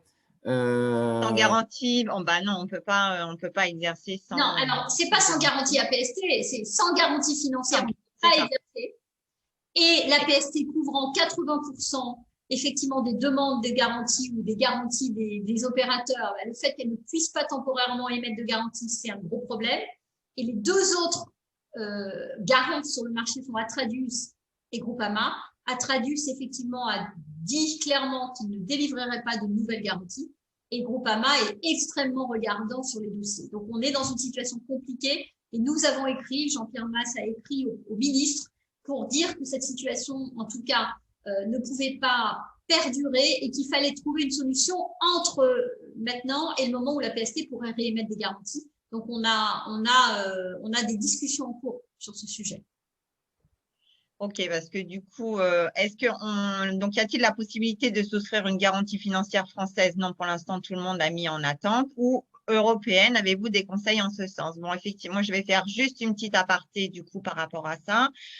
C'est vrai que moi, je suis en contact avec une personne qui était en cours de monter son agence de voyage, effectivement, qui avait fait la demande auprès de la PST. Son dossier est mis en stand-by. Et du coup, elle a trouvé entre guillemets un garant européen. Donc, est-ce qu'on a la possibilité de se tourner vers n'importe quel garant européen? Alors, en fait, dans la théorie, oui. Dans la théorie, oui. Mais après, il faut que ce garant, il soit un vrai garant. Et en gros, que ce soit pas une arnaque. Et donc, Atout France a un vrai regard. Il faut contacter Atout France pour savoir, et la direction générale des entreprises. Donc, moi, j'aurais envie de dire à ceux qui nous écoutent, si vous avez trouvé un garant européen qui est prêt à vous garantir, il faut que peut-être vous adressiez à nous et qu'on fasse un relais auprès de la direction générale des entreprises d'Atout France, parce que évidemment, ils prennent un risque en acceptant une garantie émise par un garant. Ils vont vérifier qui répond bien à toutes les obligations qu'un garant européen doit respecter pour pouvoir être reconnu en France. Oui, parce qu'apparemment, bon, du coup, je continue mon aparté et j'en profite effectivement pour poser la question. Donc, ce garant serait effectivement en cours de négociation avec Atout France pour être, entre guillemets, confirmé, enfin légalisé. Donc, il doit bien exister une liste de garants disponible auprès d'Atout France. Non, il n'y a pas de liste de garants disponible auprès d'Atout France. Atout France n'a pas de liste de garants, c'est pas Atout France qui propose. Il y a une commission au niveau de l'État qui valide entre guillemets les garants par rapport aux opérateurs français qui regardent effectivement entre guillemets, qui donnent, c'est pas un label, hein, qui valide le fait que c'est un garant sur le marché crédible. Et ensuite, quand une entreprise trouve un garant, eh bien, il regarde les services de l'État si ce garant répond, comme je vous le disais, à ce qui est requis. Mais il n'y a pas une liste de garants parce que vous avez tous les États européens peuvent avoir des garants et même hors européens et plus ou moins fantaisistes. On a déjà eu des cas auparavant, donc il n'y a pas une liste de garants. Aujourd'hui, quand vous dites auprès d'Atout France, est-ce que vous avez une liste de garants? Il n'y a pas de liste de garants. La liste de garants, c'est APST, Groupama et Atradius. Ok. Et le travail qu'on est en train de faire, nous, c'est de voir avec un assureur pour le temps là pendant lequel on est en défaut, voir avec un assureur, parce que vous savez que les assureurs étaient sur ce marché de la garantie, mais quand il y a eu l'extension de la garantie à la totalité des fonds déposés, c'est-à-dire une garantie limitée, les assureurs sont sortis du marché. Voilà, il faudrait voir dans quelle mesure ils pourraient rentrer à nouveau. Ok, super. Il y avait encore des questions sur l'avoir, mais ça, je crois qu'on en a déjà suffisamment parlé. Et puis, de toute façon, les avoirs, c'est fini. il n'y en aura plus. On voulait juste laisser la parole à 2-3 membres qui avaient une question ou un état des lieux à vous faire. Donc, on va laisser la parole à Maxime, s'il est là et s'il peut brancher son micro. Oui, vous m'entendez? Oui. Oui. Bonjour à tous. Déjà, je voudrais remercier le CDMV et puis le DV du travail fait pour nous dans ces temps, je pense, compliqués pour tout le monde.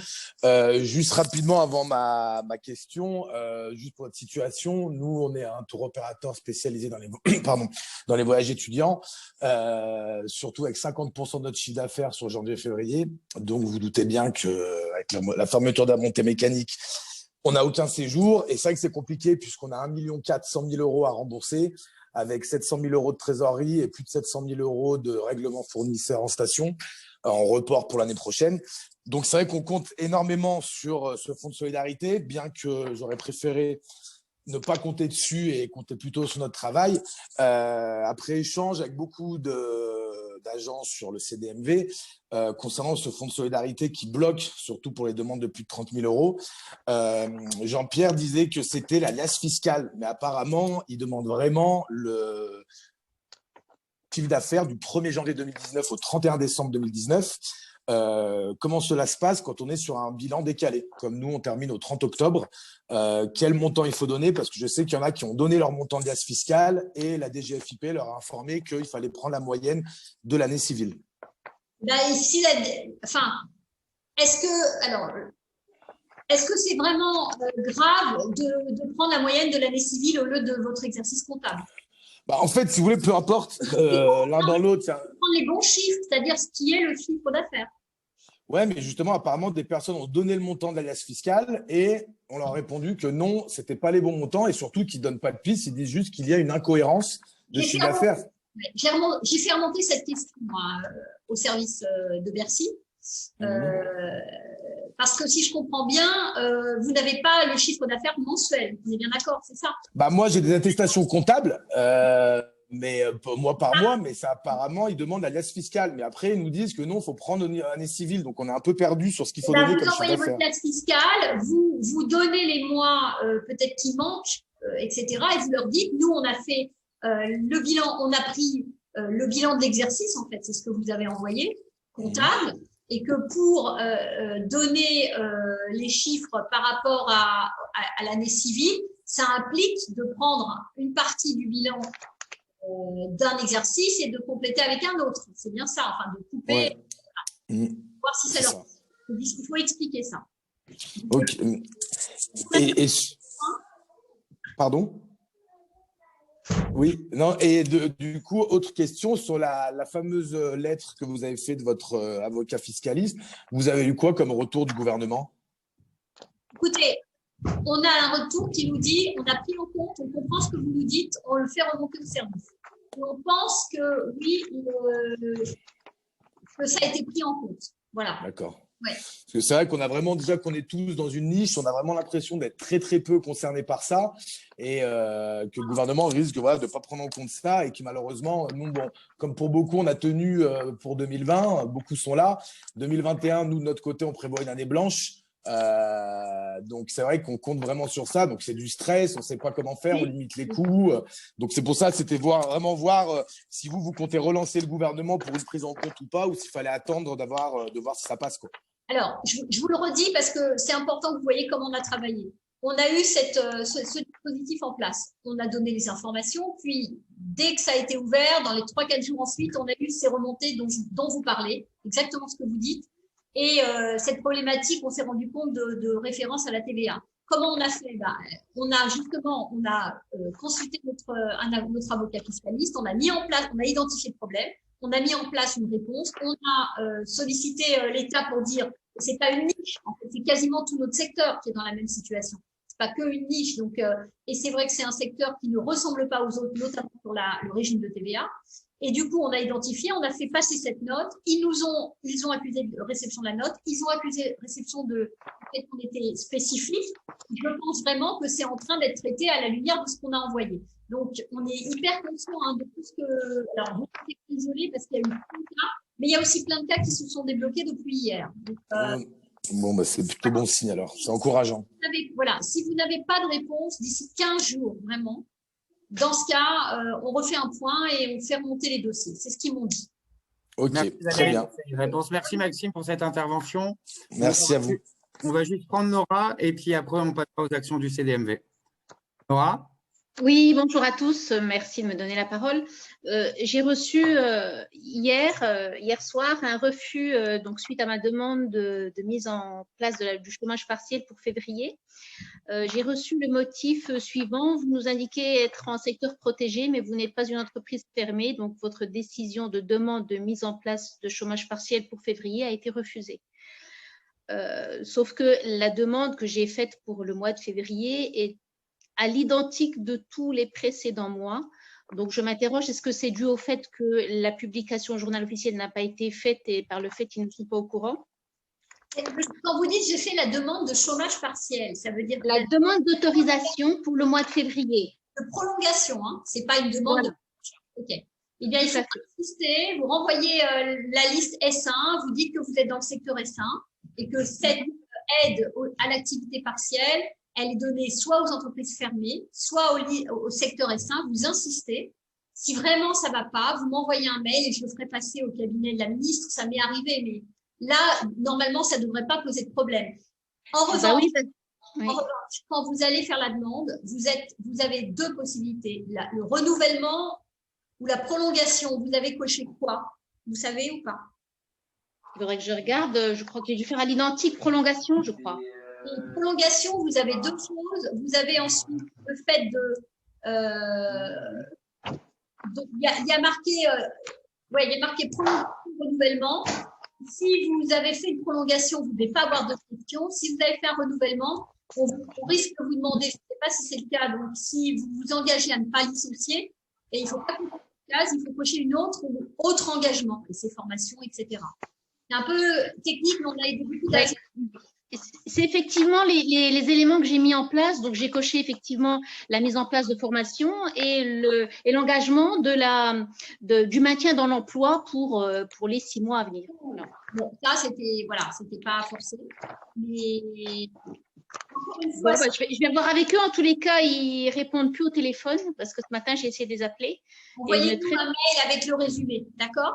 D'accord, ok, très bien. Merci Nora pour cette question. Merci beaucoup. On va vite terminer sur les actions du CDMV avec des choses que vous voulez vous dire quand même importantes. Et puis après, on va vous libérer parce qu'on a déjà été un peu long. Donc, dans les actions en cours, donc au niveau du CDMV, donc il y a bien sûr la cagnotte Pasteur dont on vous a parlé juste avant.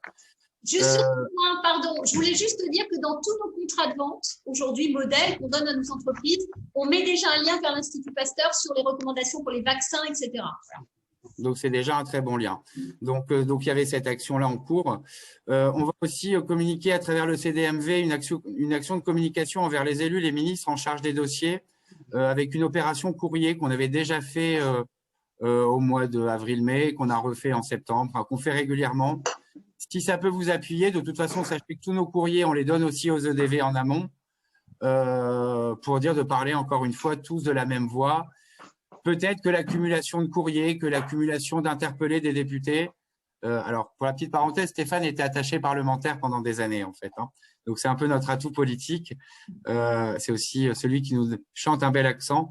Donc, voilà, on va vous suggérer une action courrier.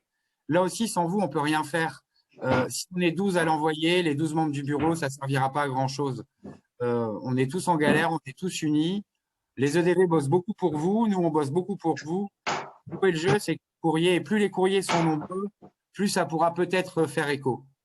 Aussi, une autre de nos actions, donc on a eu aussi un échange avec la PST, parce qu'on sait qu'il y a beaucoup de sujets. D'ailleurs, je pense que tous vous avez reçu appel de la première cotisation, de la première échéance aujourd'hui. On devait poser la question et puis c'est tombé ce matin, donc c'est très bien. On a échangé avec eux. Les EDV nous ont aussi quand même aidé à entrer en dialogue avec eux. Je pense qu'ils ont un problème de communication, mais en tout cas, les choses s'apaisent. On va peut-être les laisser s'installer un peu. Et puis, on suivra le dossier. Mais on vous a fait en tout cas un compte rendu de notre rendez-vous avec la PST. Ça, c'est pour les actions en cours. On a aussi eu entre-temps ce matin donc, des liens avec nos homologues européen pour voir un peu ce qui se fait ailleurs et pour voir un peu les actions qu'on pourrait mener. Je ne vous cache pas, Valérie et Jean-Pierre, qui a un sujet qui revient souvent, je sais que je vous en parle. Il y a quelqu'un qui joue avec une casserole. Moi. C'est pas vous. C'est cette histoire de responsabilité de plein droit qu'il faudra un jour qu'on regarde vraiment, parce qu'on a énormément de questions là-dessus. Oui, je veux pas gâcher la joie, hein, mais honnêtement, il faudra abandonner ce point, en tout cas pour un grand moment, parce que tant que la directive ne remet pas en cause cette notion que chaque État peut aller plus loin, entre guillemets, on a été dans tous les recours, on a été jusqu'au Conseil d'État, et honnêtement, voilà. Comment évoluent les lois à la lumière de la réalité, hein, où la loi anticipe, où la loi vient ou sanctionner, ou prévoir un cas parce que ça s'est produit. Je ne suis pas sûre que ce qui vient de se produire avec tous les consommateurs qui vont être dépendants de nous favorise l'évolution de notre niveau de responsabilité à la baisse. Voilà, ça c'est pour ce point. Mais comme il y a beaucoup de questions, autant y répondre. C'est pas qu'on considère qu'il n'y a pas de combat, mais voilà. Non, mais c'est intéressant d'avoir votre retour, parce qu'on nous le demande souvent dans les différents groupes, et que souvent je leur dis que le combat il est peut-être intéressant, mais qu'il sera très très long et qu'il y a peut-être d'autres choses à faire avant en urgence. Mais voilà, c'est un sujet qui revient souvent. Donc, on échange avec nos homologues européens. Alors, une annonce importante à faire, et on remercie beaucoup Valérie et Jean-Pierre là-dessus de nous avoir indirectement poussé à ça, mais c'est aussi les liens avec la presse, l'AFP, tout ça, enfin bref, plein de sujets. Le CDMV va se structurer, on va passer association sous peu. C'est encore une fois, et j'insiste là-dessus, c'est de toute façon déjà c'est pas un syndicat, c'est une association. C'est pas pour copier les autres non plus, mais c'est vrai que quand on a quelqu'un à l'AFP qu'on lui dit, qui nous dit mais vous êtes qui, vous êtes quoi, un groupe sur Facebook, c'est voilà, en termes de légitimité c'est pas top. Et puis pour des projets qu'on a par la suite, et notamment un que vous attendiez tous, qui est cet accord qu'on a trouvé avec Valérie et Jean-Pierre pour aussi le fait de devenir association va nous aider à pouvoir vous proposer une adhésion spéciale du CDMV, où on a su, et on vous remercie vraiment vivement, a su avoir un tarif vraiment très intéressant. Le but, c'est pas de le communiquer là, on vous fera un débriefing de ce qu'on va mettre en place. Ça va être rapide. Valérie nous a même proposé de ne pas forcément attendre qu'on soit association pour déjà entamer votre enregistrement aux EDV.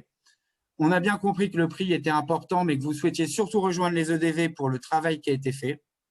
Vous souhaitez adhérer à ça. Je pense que ça, c'est le message qui est très clair. Donc, tout ça va se faire rapidement, mais en tout cas, il y aura une cotisation avantageuse. On vous demandera un engagement sur 3 ans aussi, je vous le dis très clairement, parce que et ça, c'est moi qui vous le dis, je ne veux pas d'un one-shot. C'est-à-dire qu'on est content des EDV, mais c'est aussi pour construire après la suite et qu'on ne vient pas une année juste parce que c'est pas cher et que nous, on veut faire perdurer le lien. Donc, on vous expliquera tout ça, mais en tout cas, voilà, ça y est, c'est en place, c'est en cours. Ça va pouvoir se mettre très rapidement en place, même avant que nous, on se constitue association, parce que on a ressenti un vrai besoin d'appartenance. Vous souhaitez maintenant adhérer aux EDV et le faire rapidement. Je te laisserai un petit mot là-dessus, Valérie, juste après. Je finis juste les actions comme ça. Donc, échange avec nos homologues. Et aussi, ah oui, une petite idée qu'on s'est dit, on en reparlera avec Valérie, on n'en a pas encore parlé avant, c'est que le 17 mars 2021, ça fera quasiment 1 an que moi j'ai quitté l'agence et que j'y ai quasiment pas remis les pieds. Et je pense qu'on est beaucoup dans ce cas-là. Ça se fait chez les Canadiens.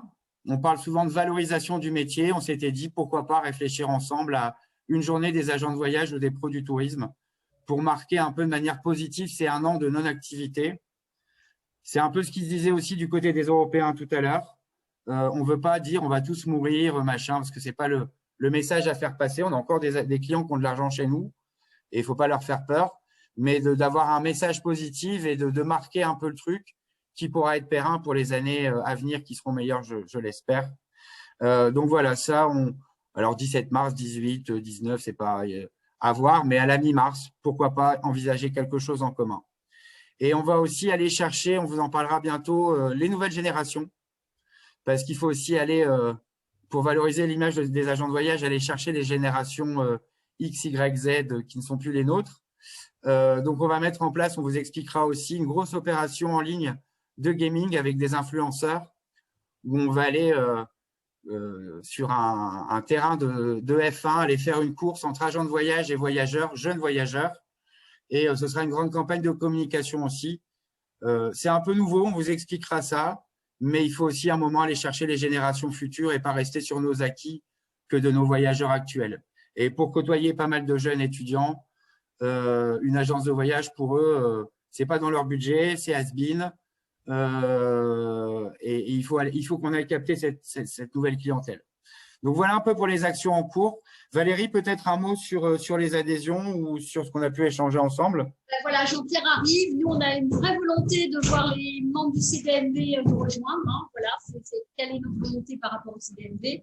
Très, très clair, vous faites partie des groupes dynamiques, jeunes, et qui contribuent, qui participent au renouvellement de la profession. Donc, on a envie que vous veniez, qu'on travaille ensemble, qu'on s'entende bien, que ce ne soit pas une charge insupportable pour vous. Ça, on y fait très attention parce que c'est pas le moment. Hein.